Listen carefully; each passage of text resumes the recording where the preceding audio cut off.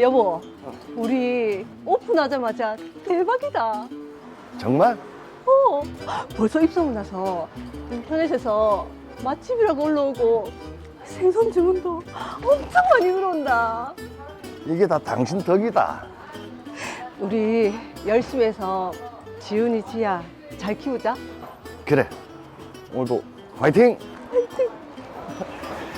자.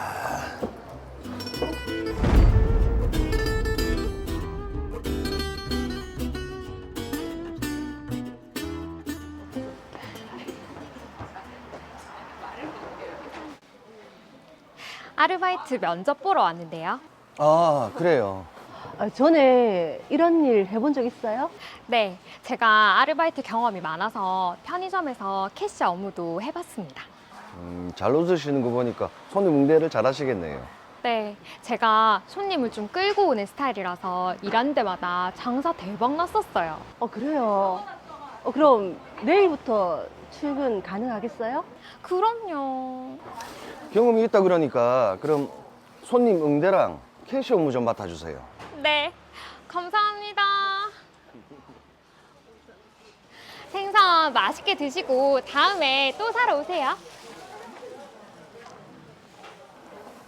아, 우리 지은 씨 진짜 싹싹하네. 손님들 칭찬이 아주 자자해요. 제 일인데요.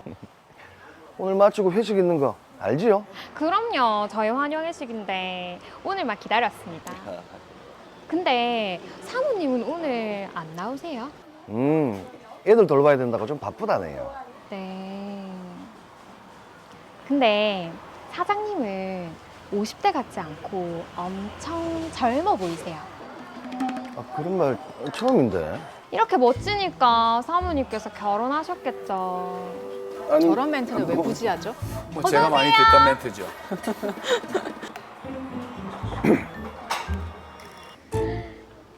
사장님, 오늘 회식 즐거웠어요. 저도요. 다른 사람 다 집에 갔는데 지은 씨는 집이 어디예요? 우리 집은 왜요?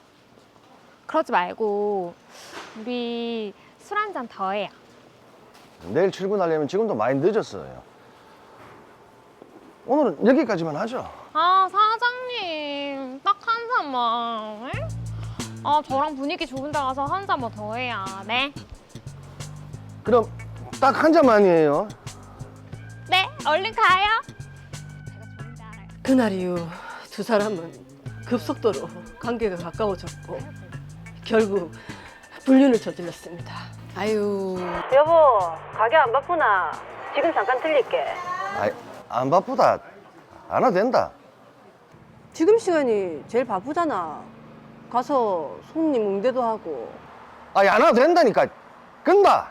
이야, 왜 화를 내시죠? 사장님, 가게 오시는 거 나 불편한데. 걱정하지 마라. 내가 가게는 얼씬도 못하게 단단히 얘기해줄게. 내가 있으니까 가게가 더 잘 되잖아요. 그죠? 아, 그럼 우리 지은이 장사 수완이 보통이 아닌데. 알아봐줘서 고마워요. 자기. 아유, 자기? 꼬집고 싶다. 너무 야, 얄밉다. 한 번만 더 말해봐봐. 자기. 이제 됐죠? 그래. 요즘 계속 가게에 못 나오게 하고 이상하다 했더만. 둘이 그렇고 그런 사이였나? 저것들을 내 그냥.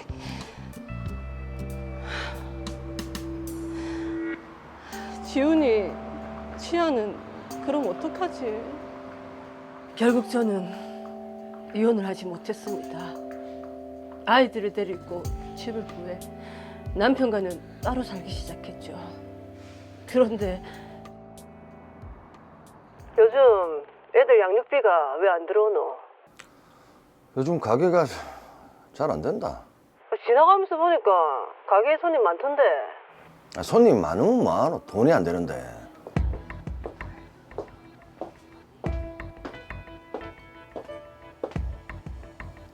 사장님, 지은아 왜? 우리 이제 그만 끝내자. 에? 갑자기 왜 전화? 내 나이에 50대 아저씨가 가당키나 하나.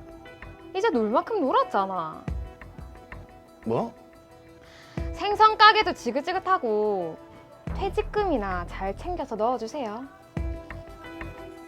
아, 갑자기 왜 저러죠? 오, 당한 것 같은데요? 미워도 애들 아빠가 무너지는 모습은 볼 수 없었기에 저는 다시 생선 가게에 가서 일을 거들기 시작했습니다. 참 착하시네요. 이게 뭐고? 매출 절반 이상이 통장에 입금이 안 됐잖아. 여보, 여보. 돈을 빼돌려나 보네요. 그렇네요.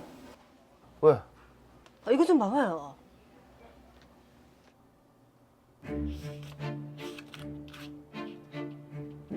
이게 어일로?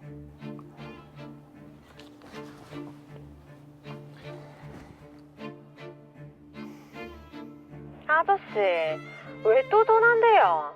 네 우리 가게 수입 횡령했지? 횡령? 증거 있어요. 매출 장부하고 통장에 입금한 금액 다르다는 증거 다 남아있다. 증거 좋아하시네. 내가 당신 마누라 노릇 다 했는데 횡령은 무슨? 근데 내 퇴직금 왜 안 주는데요? 퇴직금? 네 시급에 내가 퇴직금 포함이라고 말했잖아. 아씨, 아저씨 고용노동부에 신고할 거예요. 뭐라고? 아유, 참 자기가 아저씨가 되어버렸네요. 예, 사랑하는 척 하더니 정지현 씨가 결국에는 이성재 씨를 이용한 거였습니다. 그렇습니다. 아, 너무 억울한 상황이긴 하지만 빨리 사건 해결을 위해서 정리부터 먼저 해보겠습니다. 이성재 씨는 결혼 20년 차 두 아이의 아버지로 아내와 함께 생선 가게를 운영하며 소위 말하는 대박을 터뜨렸습니다. 몰려드는 손님을 감당하기 위해 아르바이트 직원으로 정지현 씨를 고용하게 됐는데요. 뛰어난 외모와 상냥함으로 손님들에게 인기가 많았던 정지현 씨. 어느 날 회식을 마친 후 사장 이성재 씨를 유혹했고 두 사람은 불륜을 저지르고 말았습니다. 두 사람 사이를 눈치챈 아내 강미옥 씨는 자녀들 때문에 이혼은 하지 않은 채 집을 구해 떠났습니다. 정지현 씨는 그동안 안주인 노릇을 하며 가게의 회계를 전적으로 관리했는데요. 몇 년 후 정지현 씨는 갑작스레 이별을 통보했고 이성재 씨는 폐인 같은 생활을 하게 됐습니다. 이 사실을 안 강미옥 씨, 불쌍한 마음에 이성재 씨의 가게에 가서 일을 거들기 시작했는데요. 어느 날 가게 매출 장부와 사업자 통장을 확인했다가 지난 몇 년간 매출의 절반 이상이 사업자 통장에 입금되지 않았던 사실을 알게 됐습니다. 이에 당시 회계를 담당했던 정지현 씨에게 따져 물었지만 오히려 퇴직금 미지급을 이유로 고용노동부에 이성재 씨를 신고하겠다고 알려왔습니다. 자, 지금 누가 봐도 내연녀 정지현 씨가 가게 수익금을 횡령한 것으로 보이는데 그렇죠. 참 나쁜 여자네요. 네. 자, 박길수 변호사님 어떻게 보셨어요? 네, 제가 보기에도 이 사건 내연녀 정지현 씨가 횡령을 한 게 맞는 것 같습니다. 네. 생선 가게의 특성상 현금 거래가 많은데요. 그것을 전부 매출 통장에 입금하지 않고 빼돌린 것은 횡령에 해당하는 것이 명확합니다. 네. 자, 박길수 변호사님은 횡령이 명확하다라고 하셨는데 이승훈 변호사님 어떠십니까? 횡령으로 보이십니까? 네, 제가 보기에도 네. 내연녀의 횡령 사실은 그 정황상 확실한 것으로 보입니다. 다만 그 입증이 쉽지 않을 텐데요. 그래서 제가 미리 사건에 대해서 조사를 좀 해봤습니다. 네. 내연녀 정지현 씨는 생선가게 아르바이트생으로 고용될 당시 부동산이나 예금 채권 등이 전혀 없었고 보증금 100만 원에 원룸에 거주하고 있었다고 합니다. 아. 그런데 가게에 근무하던 몇 년 동안 또 상속을 받거나 증여를 받았던 사실이 전혀 없었음에도 네. 갑자기 2억 원 가량의 아파트를 소유하게 됐다고 합니다. 아, 수상하네. 예. 이 부분에 대한 자금 출처를 밝힌다면 정지현 씨의 횡령 사실을 어느 정도 입증할 수 있을 것으로 보입니다. 이게 딱 좀 잡아낼 수 있을 것 같은데 근데 문제는 이게 단순 횡령이 아니라 업무상 횡령으로 봐야 되지 않을까요? 네, 맞습니다. 정지현 씨는 이성재 씨가 운영하는 생선 가게 근로자였기 때문에 가게의 수입은 현금을 횡령한 경우에는 업무상 횡령죄가 성립할 수 있습니다.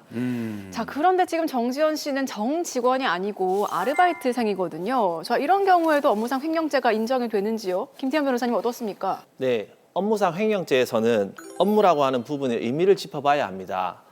형법 제356조에서 규정하고 있는 업무의 의미는 직업, 직무라는 말과 같으며 법률, 계약에 의한 것뿐만 아니라 관례를 쫓거나 사실상이거나 묻지 않고 같은 행위를 반복할 지위에 따른 사무를 가리키고 있습니다. 네. 자, 그러니까 같은 행위를 반복할 지위에 따른 사무가 업무라고 한다면 정지현 씨는 아르바이트생이라고 하더라도 당연히 업무를 한 게 되고 그렇죠. 그렇기 때문에 업무상 횡령죄가 성립하게 된다. 이렇게 이해하면 될까요, 이승훈 변호사님?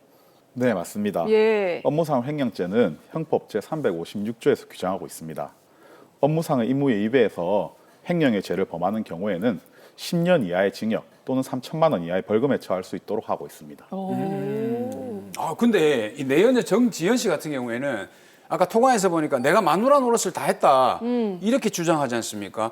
그러면 아무래도 이성재 씨와의 사실혼 관계를 주장하게 되면 이게 업무상 횡령죄가 성립되기 힘들지 않을까요? 내연녀 정지현 씨는 두 사람이 사실혼 관계에 있었다. 그래서 친족 상도례가 적용돼서 횡령이 아니다라고 주장할 수도 있습니다. 그렇죠. 친족 상도례란 친족 간에 범해진 재산죄에 있어서 친족 관계라는 특수한 사정을 고려해서 범인에게 유리하게 작용하는 특례 규정입니다. 직계 혈족, 배우자, 동거 친족, 고주, 가족 또는 그 배우자 간의 재산 범죄는 그 형을 면제한다고 형법 제328조 제1항에서 규정하고 있습니다. 네. 친족 상도례가 적용될 경우 정지현 씨는 횡령죄의 처벌이 면제될 수 있습니다. 네. 자, 그래서 저희가 조사를 해봤더니 지금 아내 강미옥 씨가 따로 생활을 한 이후에요. 내연녀인 정지현 씨가 가게 안주인처럼 행동을 했다고 해요. 그렇죠. 자, 그러면은 사실혼이 인정이 돼서 친족 상도례가 인정되지 않을까요? 대법원에서는 친족 상도례의 적용이 있어서 배우자는 법률상의 배우자만을 의미하고 있습니다. 다시 말해서 법률혼이 존속 중인 부부 중 일방이 제3자와 맺은 중혼적 사실혼 관계의 경우에는 법률혼에 준하여 보호하지 않는다는 겁니다. 또한 사실혼 관계가 법률혼에 준하여 보호받기 위해서는 객관적으로 당사자 사이에서 사회관념상 부부 공동생활이라고 인정할 만한 사회적 실체가 상당 기간 계속되거나 네. 또는 그 지속이 예정되어 있어야 합니다. 단기간의 동거 사실만으로는 혼인의 실체를 인정할 수 없다는 게 대법원의 입장입니다. 자, 그렇다면 정지현 씨는 친족 상도례가 인정되지 않겠네요. 네, 맞습니다. 예. 이성재 씨는 아내 강미옥 씨와 법률상 혼인관계를 계속 유지하고 있었고 또 내연녀 정지현 씨와의 사이에 사회관념상 부부 공동생활이라고 할 만한 사회적 실체가 없었던 것으로 보이기 때문에 정지현 씨의 친족 상도례에 관한 주장은 받아들여지지 않을 것으로 보입니다. 아, 이게 천만다행입니다. 저는 또 그거 적용돼가지고 면제될까봐 정말 처벌받아야 되는데. 그럼 이제 업무상 횡령죄로 처벌 가능하겠죠? 네, 현금을 횡령했다는 사실을 잘 입증한다면 형사처벌을 받을 수 있을 것 같습니다. 야, 근데 이게 형사처벌도 중요하지만 네. 일단 그 돈을 가져갔지 않습니까? 이 돈을 돌려받을 수는 없을까요? 정지현 씨가 업무상 횡령 사실로 형사처벌을 받게 된다면 민사적으로는 불법 행위가 성립하게 됩니다. 이 경우 정지현 씨는 이성재 씨에게 불법 행위에 따른 손해를 배상할 의무가 발생합니다. 따라서 이성재 씨는 정지현 씨를 상대로 횡령 금액 그리고 위자료 등을 청구할 수 있을 것으로 보입니다. 네. 자, 그리고 또 하나 짚어볼 부분이 있습니다. 바로 정지현 씨가 주장한 퇴직금 미지급 부분인데요. 자, 이거는 정지현 씨에게 좀 다소 유리하지 않을까라는 생각이 드는데 어떻습니까? 누구에게 유리할지는 먼저 퇴직금의 성격에 대해서 알아보면 쉽게 판단이 될 것 같습니다. 네. 퇴직금은 근로자를 사용하는 모든 사업 또는 사업장에서 1년 이상 근로한 사람에게 지급하는 것으로 법으로 보호하고 있는 근로자의 정당한 권리입니다. 2010년 이전에는 상시 근로자 수 5인 미만의 소규모 사업장일 경우 퇴직금을 주지 않아도 됐었습니다. 하지만 현재는 근로자 퇴직급여 보장법 제3조에서 모든 사업장에서 근로자에게 퇴직금을 지급하도록 규정하고 있습니다. 네. 자, 그런데 이성재 씨는요, 퇴직금이 시급에 다 포함이 되어 있었다. 그렇기 때문에 퇴직금을 지급할 의무가 없다. 이렇게 또 주장을 하고 있어요. 하지만 대법원 판례를 보면 정기적으로 지급되는 임금에 퇴직금을 포함시켜 지급받기로 한 약정은 퇴직할 때야 비로소 발생하는 퇴직금 청구권을 사전에 포기하는 것으로서 강행법규에 위반되어 무효다라고 판시하고 있습니다. 아. 그러니까 퇴직금을 시급에 포함시켜서 지급했다는 이성재 씨의 주장 사실은 강행법규 위반으로 무효에 해당합니다. 네. 따라서 정지현 씨에게 별도의 퇴직금을 지급해야 될 것으로 보입니다. 근데 지금 여기서 중요한 게 퇴직금 지급은 근로자에게 하는 거지 않습니까? 네. 근데 이 정지현 씨 같은 경우에는 근로계약서를 작성하지 않고 아르바이트로 일을 했단 말이죠. 오, 맞아요. 내가 중요한 거 찾았거든요. 예, 예리하십니다. 이거 안 줘도 되지 않겠습니까? 실제 이 부분이 두 사람 사이에서 논란이 됐었습니다. 네. 정지현 씨는 가게 직원으로 정식 채용됐었고 또 하루에 5시간 이상 주 6일을 근무했다고 주장했습니다.